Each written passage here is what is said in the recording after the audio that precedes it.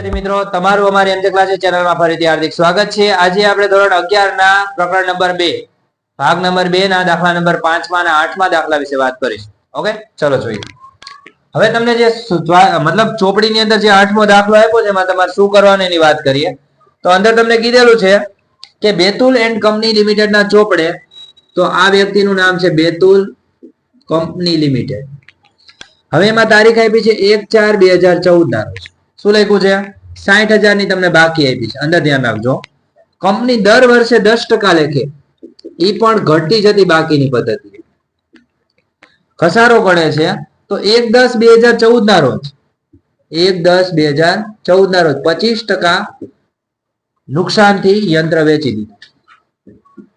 હવે સમજો, જો 1/10/14 એટલે 1/4/14 અને 1/10/14 બે એક જ વર્ષ થયું। વર્ષ કે અલગ તો થાય નહીં। તો તમારે શું લખવાનું છે? એની જરૂરી આમનો જ લખવાની યંત્ર ખાતું। હાવ ઈઝી છે। જો સૌથી પહેલા 1/10 ના રોજ આપણે વેચ્યું તો 1/10 સુધીનો ઘસારો ગણીએ તો 6 મહિના થાય ખાલી। અહીંથી અહીંયા સુધી ખાલી 6 મહિના થાય। આપણે 6 મહિનાનો ઘસારો ગણી તો 60,000 ના 10% લેખે 6 મહિનાનો ઘસારો કેટલો થાય? 3,000 રૂપિયા થશે। થાય છે? જોવો તો। ઓકે, ગુણાકાર કરીને જોઈ લો, 3,000 થશે। એ 3,000 તમારે માઇનસ કરવાના, એટલે રકમ તમારી એવી 57,000। હવે 57,000 માંથી તમારે 25% નુકસાનથી યંત્ર વેચી દીધું। ચલો 25% નુકસાન કેટલું થાય? 14,250। એ માઇનસ કરો, 42,750 માં યંત્ર આપણે વેચાણ કર્યું। ચલો આમાં કોઈ ડાઉટ છે? આટલું જ ખાલી ગણતરી છે। ઓકે, હવે શું કરવાનું એની આમનો? તો પેલા ઘસારાની થાય, બીજી તો કઈ થાય નહીં, તો એની આમનો ચલો ઘસારા ખાતે ઉધાર તે યંત્ર ખાતે જમા। રકમ કેટલી આવશે? 3,000। અહીંયા કેટલા આવશે? 3,000। હવે ઘસારા ખાતું બંધ કરવાનું, તો નફા નુકસાન ખાતે ઉધાર તે ઘસારા ખાતે જમા। તો નફા નુકસાન ખાતે ઉધાર અને ઘસારા ખાતે જમા કેટલી આવશે રકમ? 3,000। ચલો આમાં કોઈ ડાઉટ છે?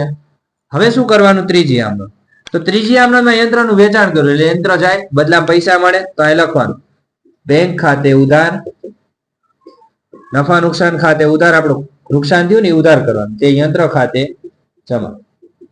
આપણે યંત્ર કેટલાનું હતું? 57,000। તો આપણે કેટલા મળ્યા? 42,750 મળ્યા। 14,250 નું નુકસાન થયું અને 57,000 શું કરવાના? જમા। આ ખબર પડી? આ રીતે નોંધ કરો। આટલી આમ નોંધ। હવે આમાં ખતવણી કરી, ચલો પેલા બાકી લખ નાખવાની। 1/4/2014 શું લખવાનું? બાકી આગળ લાવી, રકમ હતી તમારી 60,000। રેડી? હવે આની પર ઘસારો ગણવાનો કેટલો? 1/10/2014 સુધી। અહીં લખવાનું ઘસારા ખાતે રકમ કેટલી આવશે? તો ઘસારા ખાતે આપણી રકમ આવી 3,000, તો અહીં લખવાના કેટલા? 3,000।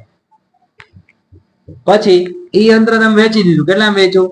તો આપણે વેચ્યું એટલે બેંક ખાતે લખવાનું, અહીંયા 42,750 માં વેચ્યું અને નુકસાન કેટલું થયું? એ નફા નુકસાન ખાતે લખવાનું, તો નુકસાન કેટલું આવશે તમારું? 14,250।